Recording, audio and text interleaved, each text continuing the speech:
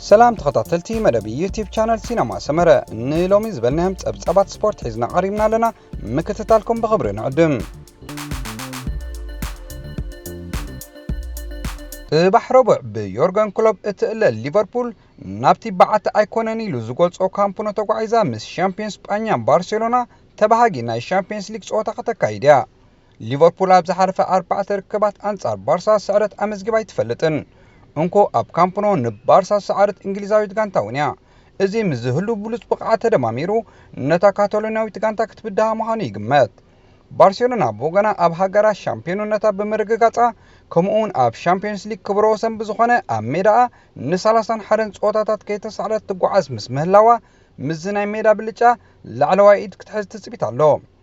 اسلطاني توتنهام ماوريسيو بوتشيتينو ميسي انت زينبر كلن 4 غانتات 25 مئتاويت عدل مهان لون نيرو كبل زغلو صحلاو زبلص تصوتاي عالمنا ليونيل ميسي نبارسلونا قدامنت زوهبيو ليفربول بوغنا زبلص مسمر متقعتن بولص تخالخال ناي بريمير ليج اتون غانتا بمخانا نزو صوتا تحرف يغبرو بوغن زن كلتا غانتات زጥቀስ ቡክራት ከም ዘይብለን ይዝግለጽ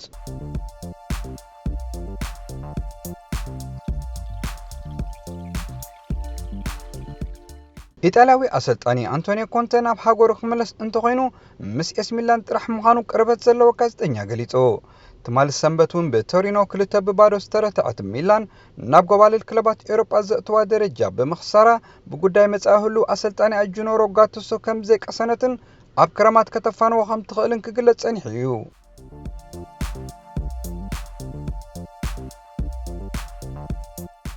ኩዕሶ እግሪ ዓሻ ስፖርት ይኽብል አሰልጣኒ ጁቬንቱስ ማስሚሊያኖ አልገሪ ገሊጹ ነቶም መስተውዓል ሰባት እዚ ጾታ ዓሻ ምዃነ ክርዳእ ክኢለ ዘለኹ ምኽንያቱ ንነገራት ቀለል ተኽትብሎ ምኽኣል ዝኸበደ ስለ ዝኾነ ኣብዚ ግዜ እዚ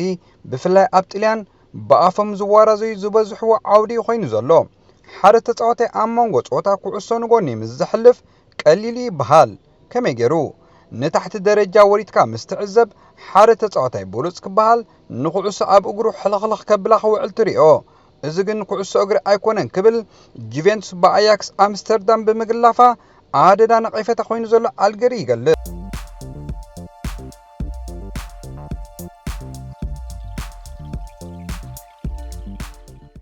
PSG ነቲ ኣብዚ ቀረባ እዋን ብቕዓቱ ብሩይ አንቆልቂሉ ዘሎ ስፓኛዊ ሓላውልዳ ዴቪድ ዳህያ ብ9 ሚልዮን ዩሮ ክትዕድጎ ከም ትደሊ ገሊጻ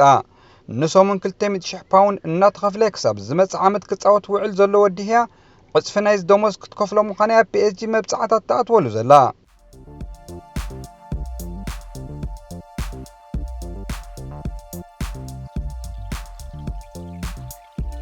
ريال مدريد ኣብ ልዕሊ ኔይማር ተገዳስነት ካብ ትሕድር ልዕሊ 10 ዓመት ገይራላ ኣብ 2013 ንዓ ገዲፉ ናብ ባርሳ ጸኒሑውን ዝኸበረ ተጻዋታይ ብምዃን ናብ PSG ጓን ተጋዓዘ ሪያል ማድሪድ ኣብኡ ዘለዋ ተገዳስነት ልዕሊ ማንም ግዜ ዓዚዙ ምህላው ዝግለጽ እንሆ ድማ ሕጂ እዚ ድሌት ቦገን ክልቲኦም ብምዃኑ ኣብ PSG ኣይጣዓሙን ዝበሃል ዘሎ ኔይማር ናብ ማድሪድ ክገዕስ ከም ዝደሊ ንወዲ ሃገሩ ማርሴሎ ከም ዝገለጸሉ ኦኬ ዲያሮ ዝተባህለት ጋዜጣ ሓቢራ ኔይማር በመገዲ ዋትስኣፕ ንማርሴሎ ከም ዝጽሓፈሉ ይዝጋዋሕ ዘሎ ብዘይካዚ ኔይማር PSG ድሕሪ ብረንስ ኣብ ዝተረትዕትሉ ናይ ዋንጫ ፍራንስ ካፕ ጾታ ንደጋፊ ቡቡኛ ብምህራሙ ን8 ጾታታት ክቕጣዕ ከም ዝኽእል ይዝግለጽ ዘሎ ኣብቲ ጾታ ብቐይሕ ካርድ ዝተባረረ ኢምባፔ በወገኑ ን3 ጾታ ከም ዝተቐጽዐ ተፈሊጡ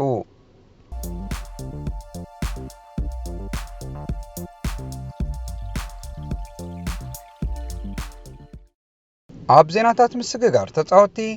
ማንቸስተር ዩናይትድ ንመፍረስ ውዕል ስሎቬናዊ ሓላዊ ልዳት ክለብ አትሌቲኮ ማድሪድ ጆን ኦብላክ 120 ሚልዮን ዩሮ ከፊላ ነቲ ወዲ 26 ዓመት ተጻዋታይ ኣብ ኢዳክቶ ተወክሶ ክትወስድ እያ ተባሂሉ እንግሊዛዊ ተኸላኻላይ ክለብ ማንቸስተር ዩናይትድ ዝነበረ እንግሊዛዊ ሪዮ ፈርዲናንድ ዳይሬክተር ስፖርት ክለብ ዩናይትድ ንምዃን ምስ ምክትል ኣቦ መንበር ታጋንታ ኤድ ውድዋርድ ተዘራሪቡ بكلابات أرسنال تشيلسي زهدن زلو سكوتلانداوي ناي كنف أتكاي كلاب بورنماوث ريان فريزر مس عبيتي كلابات بريمير ليج إنجليز نمصنبر نغانتو حدغا مخانو تحبيرو نوروجاوي أكفافالي مارتين أودغارد مس كلاب أياكس نخلت عامت بالأح كصوت كاب كلوبو ريال مادريد فقط كركبيو تشيلسي مانشستر يونايتد نكونتات أوراغاو أتكاي كلاب باريس سان جيرمان ኤዲሰን ካቫኒ በቀረባ ይከታተሉ ኣለዋ ሊቨርፑል ንውዕል ናይቲ ብምኽንያት መሃረምቲን ሓደ ዓመት ካብ ኩዕሶ እግሪ ርሒቑ ዝጸንሐ እንግሊዛዊ ኣከፋፋሊ ኦክስሌ ቻምበርሊን ክሳብ 2023 ከተናውሑ እያ። ኢንተር ሚላን ንብራዚላዊ ተኸላኻላይ ክለብ ማንቸስተር ሲቲ ዳኒሎ ንምዕዳግ ምስ ክለቡ ትዘራረብ ኣላ። ወልቭስ ኣብ ዝሓለፈ ዓመት ንዘይሰለጠ ዕድጊ ሽወደናዊ ተኸላኻላይ ክለብ ማንቸስተር ዩናይትድ ቪክቶር ሊንዶልፍ ኣብ ዝመጽእ ክረማት ዳግማይ ከተበራብሩ እያ። ቸልሲ ንኣልጀራዊ ናይ የማናይ ክንፊ ተኸላኻላይ ክለብ ኒስ ዩሱፍ ዓጣል ኣብ ራዳር ዕድጊ ኣእትያቶ። ክለብ ሪያል ማድሪድ ንዕድጊ ፈረንሳዊ ኣከፋፋሊ ክለብ ሊዮን ታንጉይ ዶምበለ ኣመልኪታ ምስ ክለቡ ዘትያ። ብራዚላዊ ተኸላኻላይ ክለብ ፓሪስ ሳን ጀርማ ዳኒ ኣልቨስ ጋንቲኡ ብሬንስ ተሳዒራ ዋንጫ ፈረንሳ ድሕሪ ምስኣና ንመጻኢኡ ኣብታ ክለብ ክሓስበሉ ምዃኑ ተገሊጹ።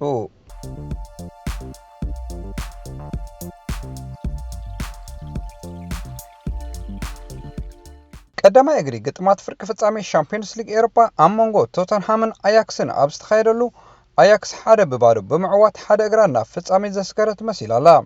ንጾታ ዓብላሊት ኮይና ዘቕረበት ኣያክስ ኣምስተርዳም ቅድሚ ዕረፍቲ ብመገዲ ቫን ቢቢክ መድሕነት ብምሓዝ ንጾታ ቀዳማይ እግሪ ብመድሕነት ዓጽያቶላ። ኣብዚ ጾታ ቶተንሃም ንጾታ ክጠቕማ ብምባል ኣንጻር ዌስትሃም ዘዕረፈቶ ተኸላኻላይ ቪርቶገን ብመስፐርቲ ክትከስሮ ተገዲዳ እያ። ብዘይ ምህላው ሄሪ ኬንን ሶን ሂንግሚንን ድማ ኣብ ቅድሚት መስመር መጥቃዕታ ብዘይ ስኒ ክትቀርብ ተገዲዳ እያ። ካብ ሜዳ ወጻኢ 11 ሾቶታት ብምምዝጋብ ደረጃ ዘፍለጠት ኣያክስ በዚ ዓወት እዚ ኣብ ናይ ፍጻሜ ጾታ ክትህሉ ዝለዓለ ዕድል ክህልዋ ዝእንፍት እዩ።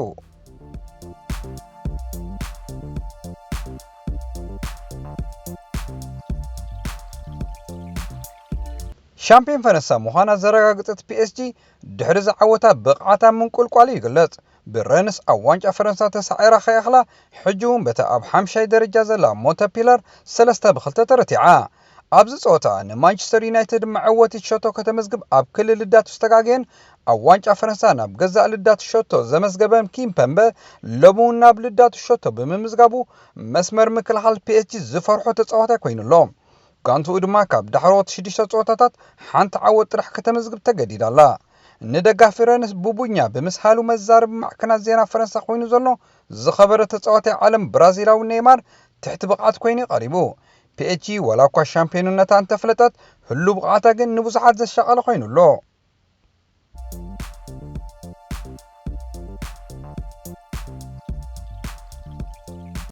ክቡራት ተኸታተልቲ መደብ ዩቲዩብ ቻናል ሲነማ ሰመረ ንሎምን ዝበልናዮም ጸብጻባት ስፖርት ኣብ ዝወዲእና ኣለና። ጽባሕ ብኻልእ መደብ ይረኸበና። ሰሰናዩ